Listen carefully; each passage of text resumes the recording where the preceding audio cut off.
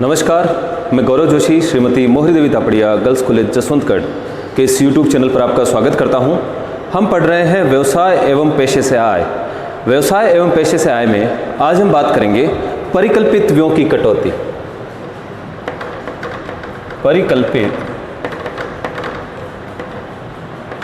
व्ययों की कटौती।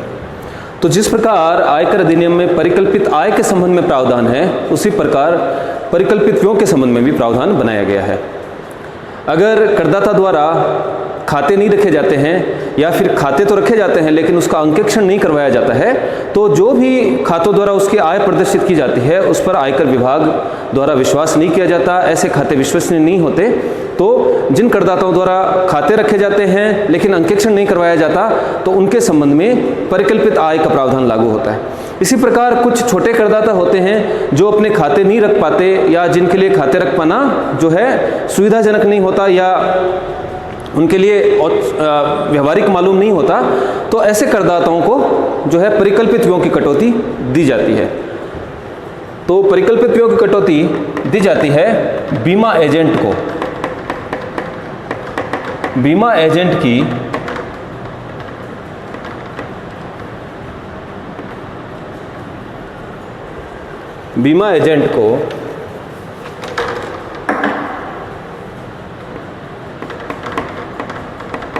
प्राप्त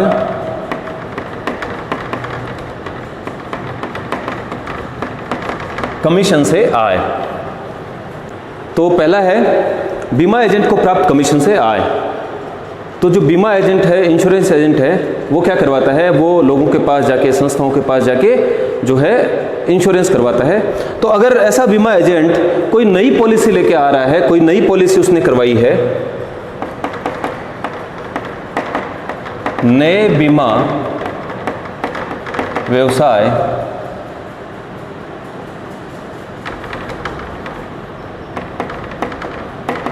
लाने पर प्राप्त कमीशन।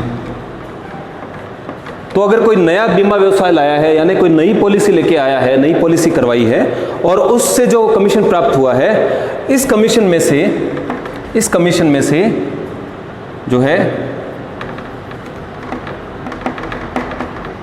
प्राप्त कमीशन का 50% परिकल्पित व्यय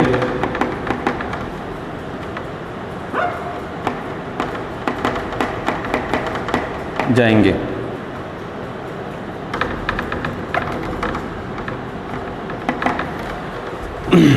तो अगर नई बीमा पॉलिसी लेके आया है बीमा एजेंट, तो और जो नई बीमा पॉलिसी है उसके संबंध में अगर उसको जो कमीशन प्राप्त हुआ है, तो उस कमीशन का 50% परिकल्पित व्यय माना जाएगा। मान लीजिए कोई नई बीमा पॉलिसी लेके आया और उस पॉलिसी के संबंध में 10,000 रुपये कमीशन प्राप्त हुआ बीमा एजेंट को, तो इस 10,000 में से 10,000 का 50% 50% ऑफ 10,000 जो है व्यय के रूप में स्वीकृत किया जाएगा, परिकल्पित व्यय माना जाएगा। 5,000 रुपये की कटौती दे दी जाएगी। तो 10,000 के कमीशन में से 5,000 रुपये की व्ययों की कटौती दी जाएगी और 5,000 रुपये उसकी कर योग्य आय मानी जाएगी।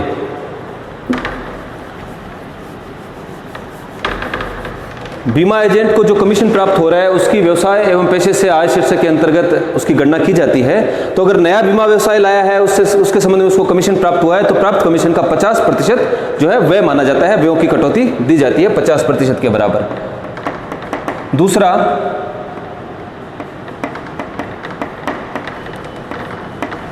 पॉलिसी के नवीनीकरण पर प्राप्त कमीशन। अगर बीमा एजेंट को बीमा पॉलिसी के नवीनीकरण पर कमीशन प्राप्त हुआ है, किसी पॉलिसी को रिन्यू करवाया है और उसके संबंध में अगर कमीशन प्राप्त हुआ है, तो उस प्राप्त कमीशन का 15% परिकल्पित व्यय माना जाता है। पॉलिसी का रिन्यू करवाया और रिन्यू करवाने पर मान लीजिए कि बीमा एजेंट को 10,000 रुपये का कमीशन प्राप्त होता है, तो इस 10,000 का 15% 1,500 रुपये उसके परिकल्पित व्यय माने जाएंगे, 15% की छूट दे दी जाएगी व्यय के रूप में, और जो बाकी 8,500 रुपये इसकी जो है आय मानी जाएगी, कर योग्य आय मानी जाएगी। बीमा एजेंट द्वारा जो भी आय कमाई जाती है उसके संबंध में अपने आय और व्यय का लेखा नहीं रखा जाता है, और बीमा एजेंट के लिए जो आय और व्यय का लेखा रखना व्यवहारिक भी नहीं है, इसलिए ये जो है आयकर अधिनियम में परिकल्पित व्यय का प्रावधान लाया गया है। बीमा एजेंट के खर्चे होते हैं, बीमा एजेंट जब जो संभावित जो क्लाइंट है उसके पास जाता है, यात्रा करता है, तो उसके संबंध में खर्चे किए जाते हैं, तो इन खर्चों का वो लेखा जोखा नहीं रख पाता, इसलिए जो है इनकी परिकल्पित व्ययों के रूप में इन खर्चों की कटौती दे दी जाती है। तीसरा, अगर बीमा एजेंट द्वारा जो कमीशन प्राप्त किया गया है उसको अगर अलग अलग नहीं किया जा सके कि नया बीमा व्यवसाय लाया है उसके संबंध में कितना कमीशन प्राप्त हुआ, और जो बीमा पॉलिसी का जो नवीनीकरण के संबंध में कितना कमीशन प्राप्त हुआ, अगर इसका अलग अलग इनको नहीं किया जा सकता, अगर सम्मिलित राशि है इनके संबंध में, नए बीमा व्यवसाय तथा पॉलिसी के नवीनीकरण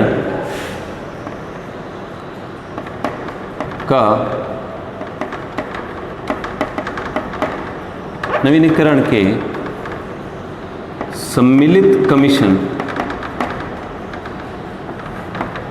तो अगर नवीनीकरण के संबंध में जो प्राप्त कमीशन है और जो पॉलिसी के जो नया व्यवसाय लाया, नई पॉलिसी करवाई, उसके संबंध में जो प्राप्त कमीशन है, उनको अगर अलग अलग नहीं किया जा सकता, अगर सम्मिलित कमीशन है दोनों का, तो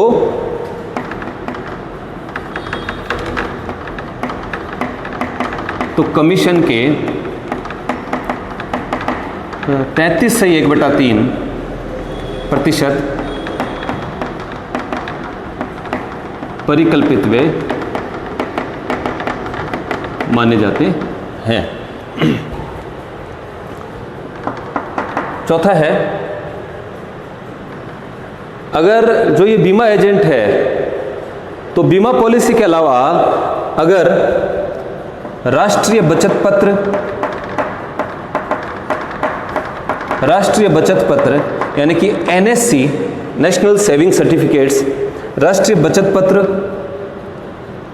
और जो है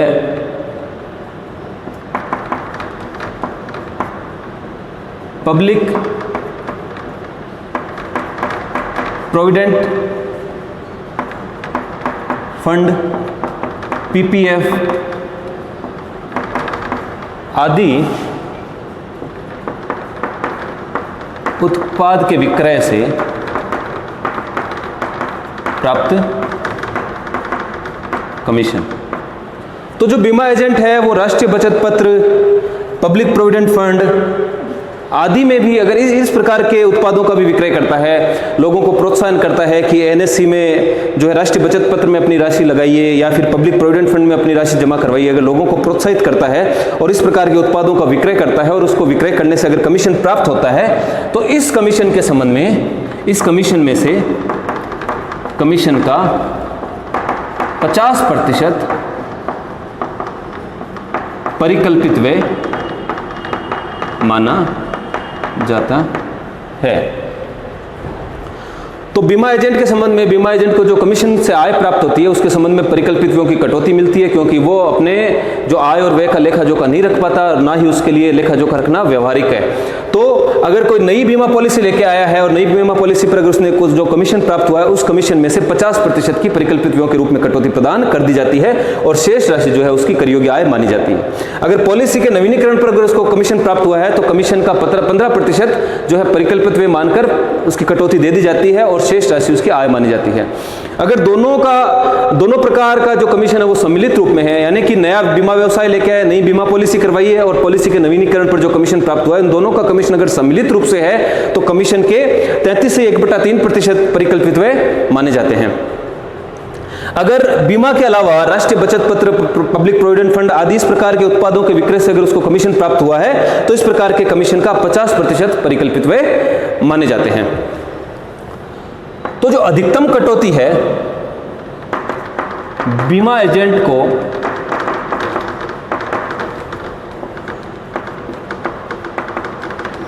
परिकल्पित व्ययों की 20,000 रुपए तक अधिकतम कटौती दी जाती है। तो परिकल्पित व्ययों की छूट के संबंध में अधिकतम सीमा भी निर्धारित की गई है। परिकल्पित व्ययों के संबंध में जो अधिकतम सीमा है वो 20,000 रुपए तक की है।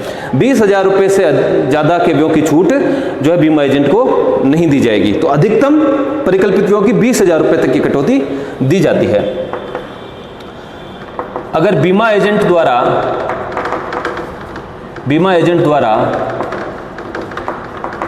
बीमा के साथ एनएससी, पीपीएफ आदि उत्पादों का विक्रय भी किया जाता है तो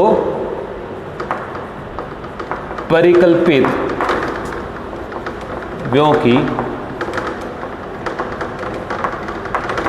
अधिकतम कटौती 30,000 रुपये दी जाएगी। अगर बीमा एजेंट द्वारा बीमा के साथ साथ एनएससी, पीपीएफ इस प्रकार के उत्पादों का विक्रय भी किया जाता है तो परिकल्पित व्ययों की अधिकतम सीमा जो अधिकतम कटौती है वो 30,000 रुपये है। अगर केवल बीमा का एजेंट है, केवल बीमा के संबंध में वो कार्य करता है बीमा एजेंट के रूप में, तो उसको 20,000 रुपये तक की अधिकतम कटौती परिकल्पित व्ययों की दी जाती है। अगर बीमा के साथ साथ एनएससी, पीपीएफ आदि उत्पादों का विक्रय भी करता है तो अधिकतम कटौती जो है परिकल्पित व्ययों के संबंध में 30,000 रुपये तक दी जाएगी। जो बीमा एजेंट है, इस बीमा एजेंट को परिकल्पित व्ययों की कटौती कब दी जाएगी? जब जो है गत वर्ष में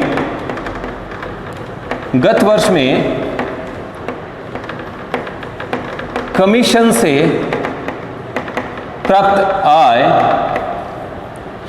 60,000 रुपये से अधिक न हो।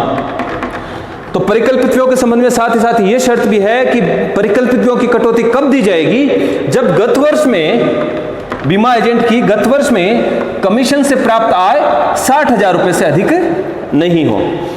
तो जो भी कमीशन प्राप्त हो रहा है बीमा एजेंट को, चाहे ये बीमा पॉलिसी के संबंध में हो, चाहे एनएससी, पीपीएफ आदि उत्पादों के विक्रय से प्राप्त कमीशन हो, सभी प्रकार का कमीशन, या तो केवल बीमा पॉलिसी के संबंध में कमीशन हो या फिर बीमा पॉलिसी के साथ साथ एनएससी, पीपीएफ आदि उत्पादों के विक्रय से प्राप्त कमीशन हो, यानी सभी प्रकार का कमीशन भी अगर 60,000 रुपये से अधिक है तो जो है बीमा एजेंट को परिकल्पित व्ययों के संबंध में कटौती प्रदान नहीं की जाती। तो परिकल्पित व्ययों की कटौती के संबंध में पहला बीमा एजेंट को प्राप्त कमीशन, दूसरा है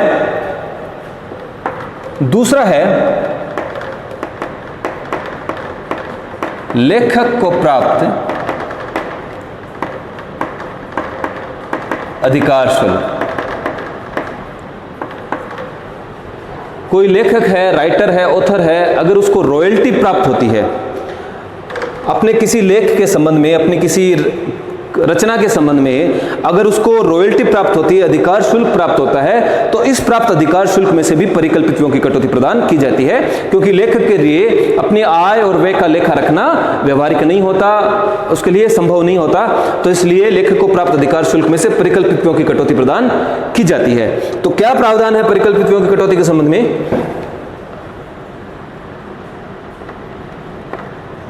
प्राप्त अधिकार शुल्क में से अधिकार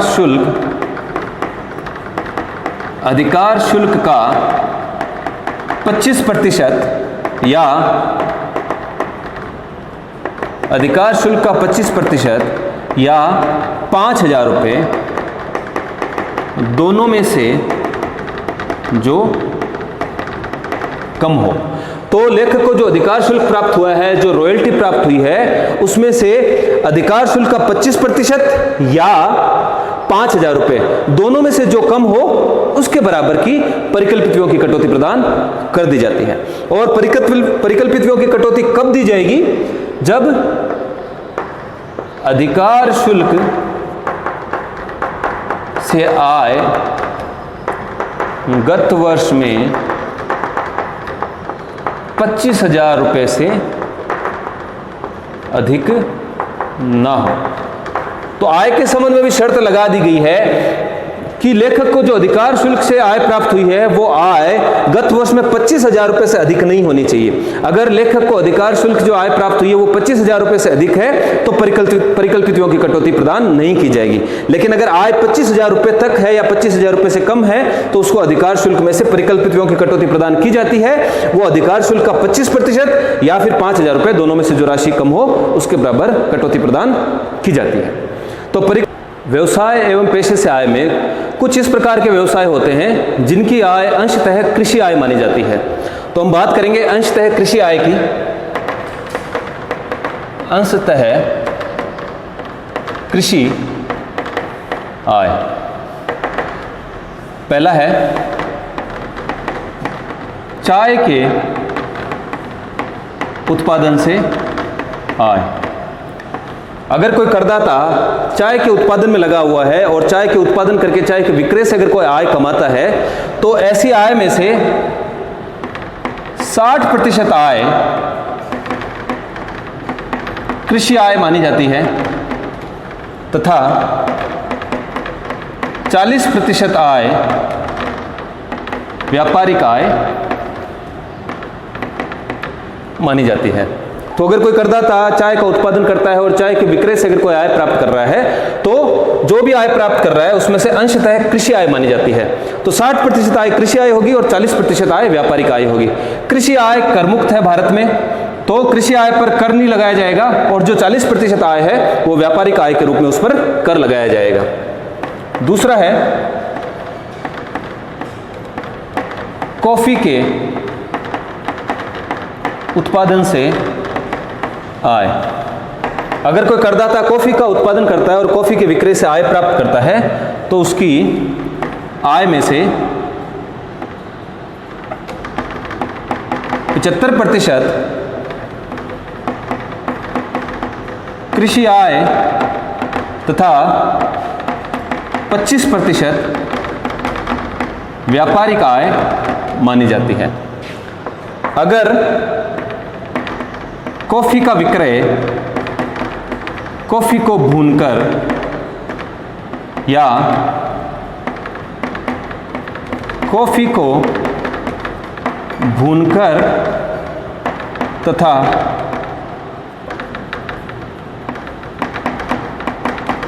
कोई खुशबू वाला पदार्थ मिलाकर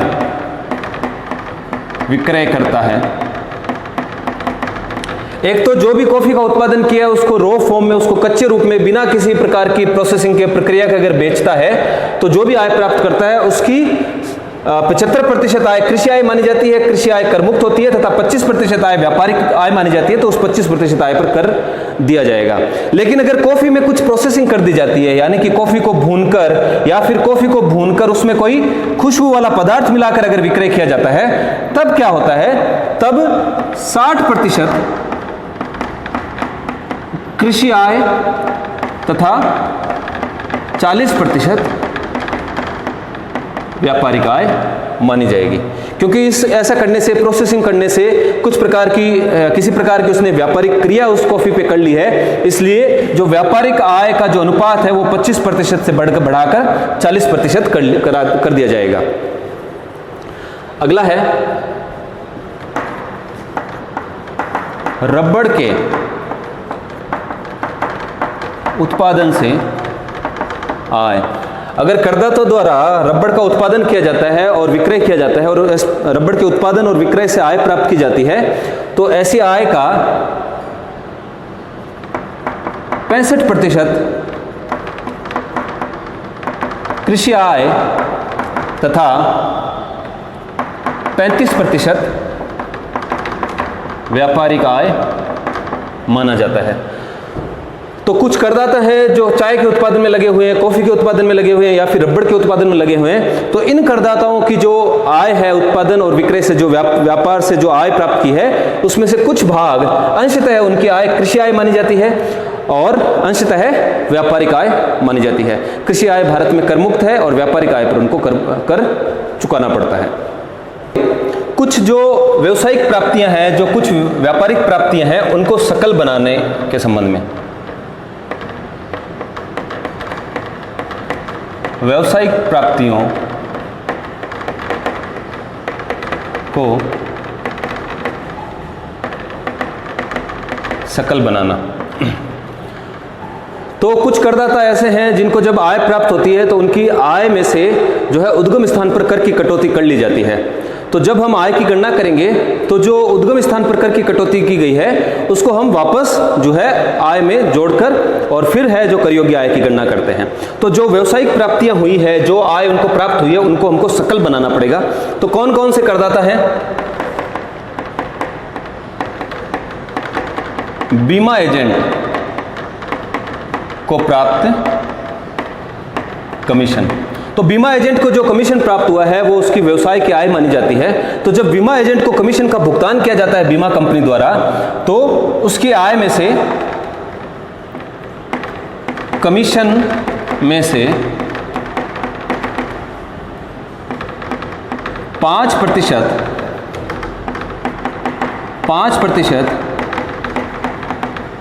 उद्गम स्थान पर कर की कटौती की जाती है। तो जब बीमा एजेंट को कमीशन का भुगतान किया जाता है बीमा कंपनी के द्वारा, तब उस कमीशन में से 5% कर की कटौती कर ली जाती है। यानी कि जब आय दी जाती है उद्गम स्थान पर, जहां से आय उसको प्रदान की जाती है, उसी समय उद्गम स्थान पर ही कर की कटौती कर ली जाती है।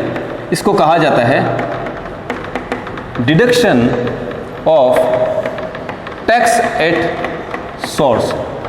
यानी जो आय का स्रोत है, जहां से आय की प्राप्ति हो रही है, वहीं पर डिडक्शन कर लिया जाता है टैक्स का, टीडीएस काट लिया जाता है। तो कमीशन में से 5% उद्गम स्थान पर कर की कटौती की जाती है यदि कमीशन की राशि 15,000 रुपये से अधिक हो।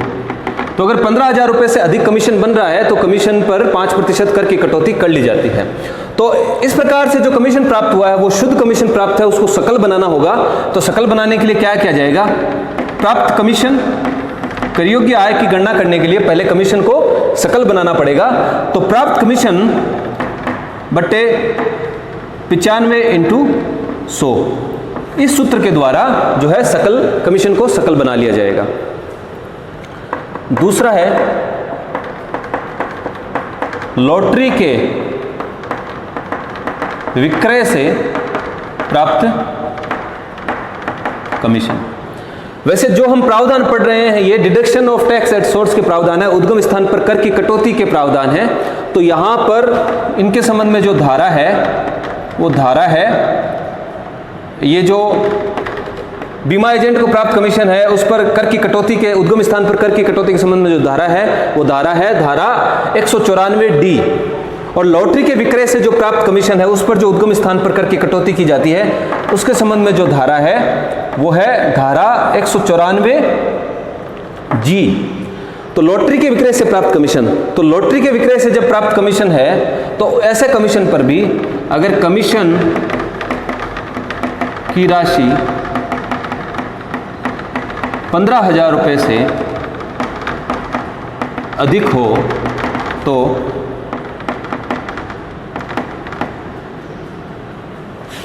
उद्गम स्थान पर 5% कर की कटौती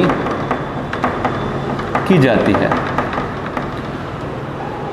तो लॉटरी के विक्रय से अगर किसी को कमीशन का भुगतान किया जाता है तो कमीशन की राशि अगर 15,000 से अधिक है तो उद्गम स्थान पर ही 5% कर की कटौती कर ली जाती है। सकल बनाने के लिए क्या करेंगे, सकल बनाने के लिए प्राप्त कमीशन बट्टा 95 इंटू 100, इस सूत्र के द्वारा जो है कमीशन को सकल बना लिया जाएगा। तीसरा है अन्य प्रकार के विक्रय पर प्राप्त कमीशन एवं दलाली। तो जो बीमा एजेंट को बीमा पॉलिसी के बेचने से जो कमीशन प्राप्त होता है या फिर लॉटरी के विक्रय से जो प्राप्त कमीशन, इसके अलावा किसी अन्य प्रकार के विक्रय पर कमीशन या दलाली प्राप्त होता है, इसके संबंध में आयकर में धारा है, धारा 194H। तो धारा 194H में अगर कमीशन की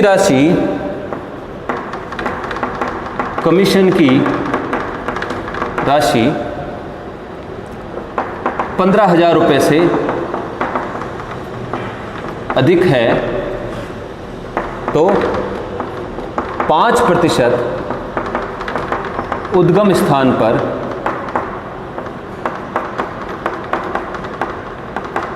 कर की कटौती की जाती है। तो यहां पर तीनों ही धाराओं में जो भी कमीशन प्राप्त हो रहा है, बीमा एजेंट को कमीशन प्राप्त हो रहा है तो 5% उद्गम स्थान पर कर की कटौती कर ली जाती है अगर कमीशन की राशि 15,000 रुपये से अधिक हो। अगर लॉटरी के विक्रय से किसी को कमीशन प्राप्त हो रहा है और कमीशन की राशि 15,000 से अधिक है तो 5% उद्गम स्थान पर कर की कटौती कर ली जाती है। और अन्य प्रकार के विक्रय पर अगर कोई कमीशन या दलाली प्राप्त होता है और कमीशन की राशि 15,000 रुपये से अधिक है तो 5% उद्गम स्थान पर कर की कटौती कर ली जाती है। तो तीनों ही धाराओं में जो उद्गम स्थान पर कर की कटौती की दर है वो 5% है। तो इसलिए अगर कमीशन को सकल बनाना हो तो सकल बनाने के लिए प्राप्त कमीशन बट्टा 95 इंटू 100 से जो है कमीशन को सकल बनाकर फिर उसकी जो है व्यवसाय से आय की गणना की जाती है। उस सकल राशि को जो है आय की राशि में, जो आय में उस राशि को सम्मिलित किया जाता है। हम अभी तो बात कर रहे हैं व्यवसाय एवं पेशे से आय में, तो यहां पर हम उद्गम स्थान पर कर की कटौती की प्रावधानों की बात इसलिए कर रहे हैं क्योंकि ये जो भी करदाता हैं जिनको कमीशन प्राप्त हो रहा है, चाहे बीमा एजेंट हो, कोई लॉटरी से के विक्रय से प्राप्त कमीशन हो या अन्य प्रकार के विक्रय पर प्राप्त कमीशन और दलाली हो, ये व्यवसाय की आय मानी जाती है। इसलिए जो उद्गम स्थान पर कर की कटौती के प्रावधान है उनकी चर्चा हम यहाँ पर व्यवसाय एवं पेशे की आय में कर रहे हैं। चौथा है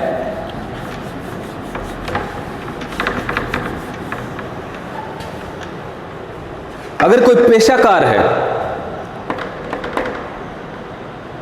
अगर कोई पेशाकार है उसको तकनीकी सेवाओं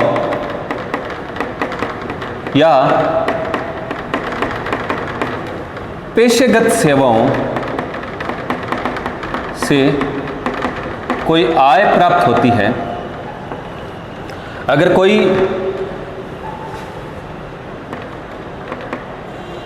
अगर किसी करदाता को तकनीकी सेवाओं के बदले या अपनी पेशेगत सेवाओं के बदले अगर कोई आय प्राप्त होती है और ऐसे जो है तकनीकी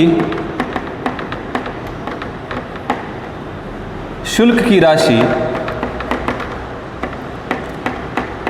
30,000 रुपये से अधिक हो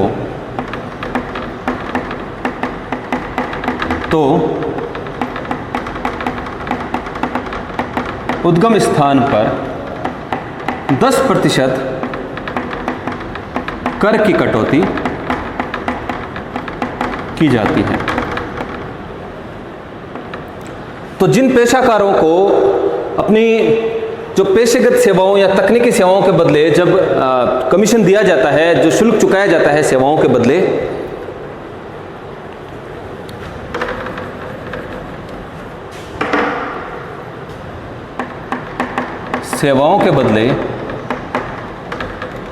जो शुल्क दिया जाता है और उस शुल्क की राशि अगर 30,000 रुपये से अधिक है तो उद्गम स्थान पर 10% कर की कटौती की जाती है।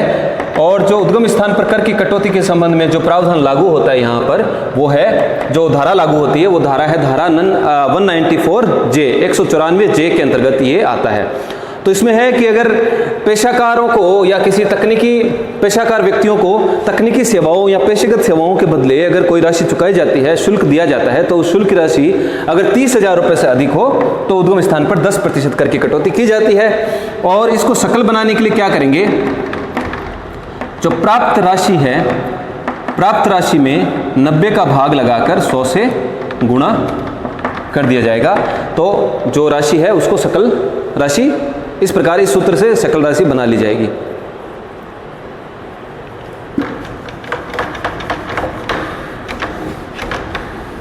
और इसी में अंतिम है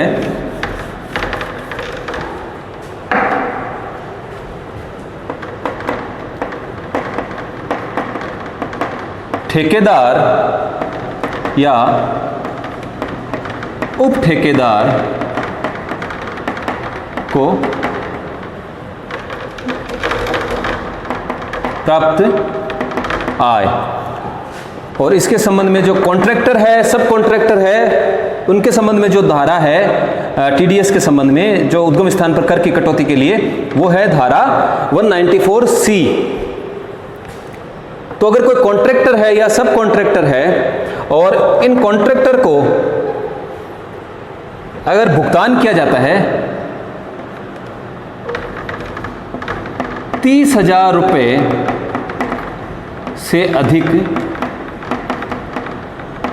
एकल राशि का भुगतान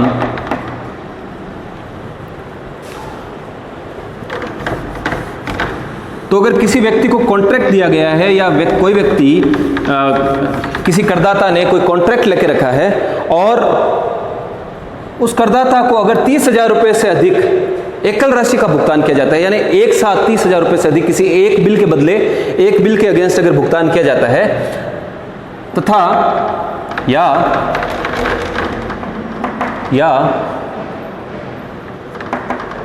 कुल मिलाकर 1,00,000 रुपये से अधिक का भुगतान गत वर्ष में किया जाता है तो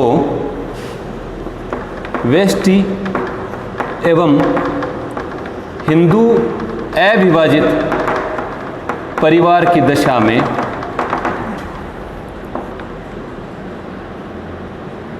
1% टीडीएस काट लिया जाएगा, उद्गम स्थान पर कर की कटौती कर ली जाएगी। फर्म, कंपनी आदि करदाताओं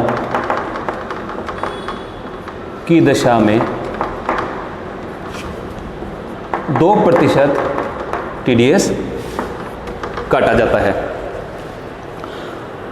तो अगर कोई कॉन्ट्रैक्टर के रूप में अगर कोई राशि प्राप्त करता है, कोई ठेकेदार है और उस कॉन्ट्रैक्टर को अगर एक साथ एक ही बिल के बदले अगर भुगतान किया जा रहा है और वो भुगतान 30,000 रुपये से अधिक है या फिर पूरे गत वर्ष में कुल मिलाकर 1,00,000 रुपये से अधिक का भुगतान किया जा रहा है और ऐसा जो कॉन्ट्रैक्टर है वो करदाता, उसकी अगर करदाता वेष्टि अथवा हिंदू अविभाजित परिवार अगर वो करदाता की स्थिति है उसकी, तो उस पर जो चुकाई गई राशि का 1% टीडीएस के रूप में काट लिया जाता है, उद्गम स्थान पर कर की कटौती कर ली जाती है।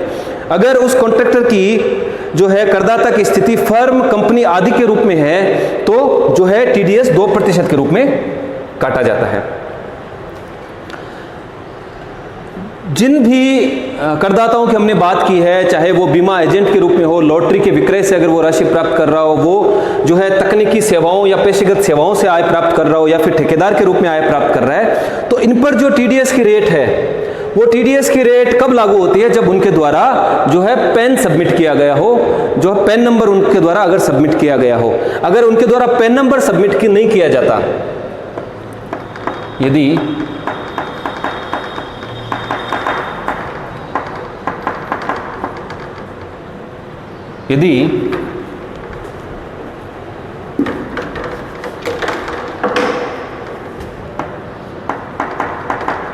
भुगतान प्राप्तकर्ता द्वारा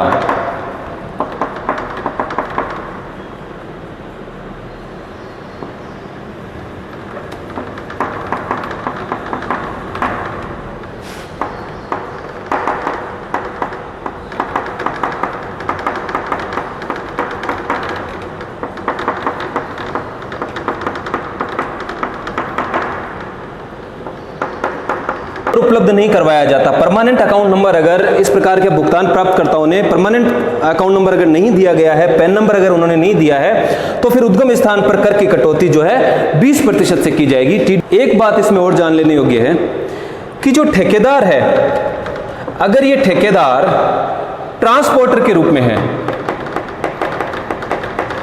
अगर जो ठेकेदार है वो कोई ट्रांसपोर्टर है, वो अपने जो है किराए पर ट्रक चलाता है, इस प्रकार का अगर किसी ट्रांसपोर्टर से कोई कॉन्ट्रैक्ट किया गया है, तो उस कॉन्ट्रैक्टर पर ये टीडीएस की दर लागू नहीं होती। उस टीडीएस कॉन्ट्रैक्टर को जो भी भुगतान किया जाएगा उस पर किसी प्रकार का टीडीएस नहीं काटा जाएगा, उसके ट्रांसपोर्टर के लिए उद्गम स्थान पर कर की कटौती का प्रावधान लागू नहीं होता। लेकिन अगर ट्रांसपोर्टर ने अगर पैन उपलब्ध नहीं करवाया है, अपना पैन नंबर सबमिट नहीं किया गया है, तो उस स्थिति में जो है ट्रांसपोर्टर को जो भी भुगतान किया जाएगा उस पर फिर जो ठेकेदार के संबंध में 194C में जो टीडीएस की दरें दी गई है वो लागू हो जाती है। फिर से रिपीट कर दूं कि अगर जो ठेकेदार है, कोई उप ठेकेदार है, धारा 194C में अगर वो कोई ठेकेदार ट्रांसपोर्टर के रूप में है, तो उस ट्रांसपोर्टर के रूप में उसको जो भी राशि चुकाई जाएगी उस राशि पर जो है टीडीएस नहीं काटा जाएगा। लेकिन अगर उस ट्रांसपोर्टर ने अगर पैन उपलब्ध नहीं करवाया है, पैन नंबर अपना सबमिट नहीं किया है, तो उस स्थिति में जो है 20% की जगह बाकी करदाताओं पर, बाकी प्राप्तकर्ताओं पर जो है टीडीएस की दर 20% लागू होती है। लेकिन ट्रांसपोर्टर पर जब अगर पैन नंबर उपलब्ध नहीं करवाया है, उस स्थिति में जो ठेकेदार के संबंध में जो सामान्य दर है 1% और 2% वो लागू होती है। उस प्रतिशत से इन दरों के आधार पर जो है ट्रांसपोर्टर को जो भुगतान की जाएगी राशि, उस पर जो है उद्गम स्थान पर कर की कटौती कर ली जाएगी। तो आज के लिए इतना ही। आशा करता हूं कि जो भी आज हमने पढ़ा वो आपको अच्छे से समझ में आया होगा। इस वीडियो को लाइक कीजिए, शेयर कीजिए, हमारे YouTube चैनल को सब्सक्राइब कीजिए। धन्यवाद।